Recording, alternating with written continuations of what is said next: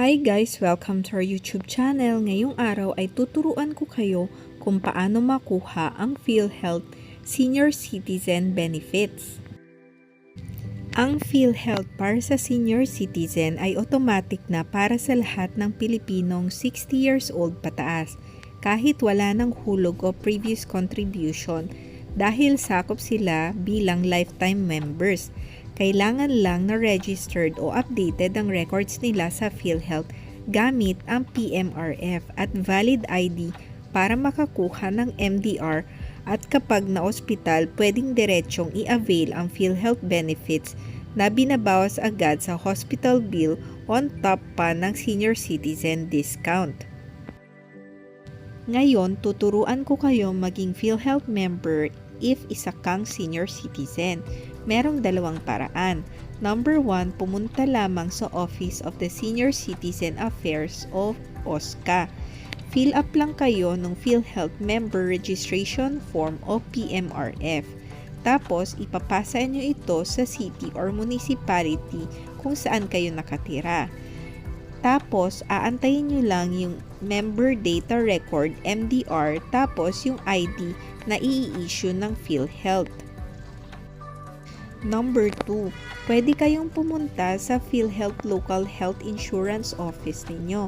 Mag-fill up din kayo ng PMRF dito at mag-a-attach ng 1x1 picture. Isasubmit nyo yung form kasama ng valid ID ninyo. After nun, aantayin nyo na lang yung MDR nyo tapos yung issued PhilHealth ID ninyo. Ito naman yung PhilHealth benefits and entitlement available for senior citizens.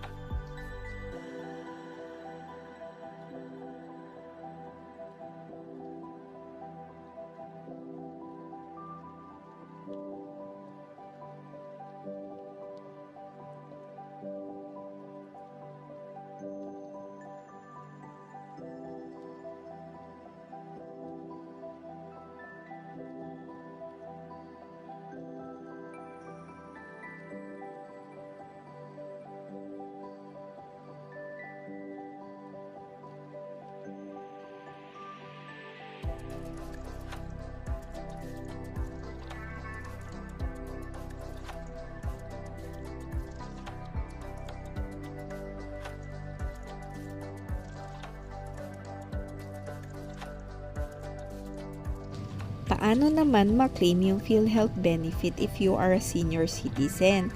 Ipapakita nyo lang po yung MDR or yung issued PhilHealth ID ninyo sa ospital, tapos sila na po ang bahala na mag-deduct ng PhilHealth benefits ninyo. At dyan na po nagtatapos ang ating video. Sana po ay may natutunan kayo at nasagot namin ang inyong mga katanungan. Please like and subscribe to our channel. Maraming salamat po.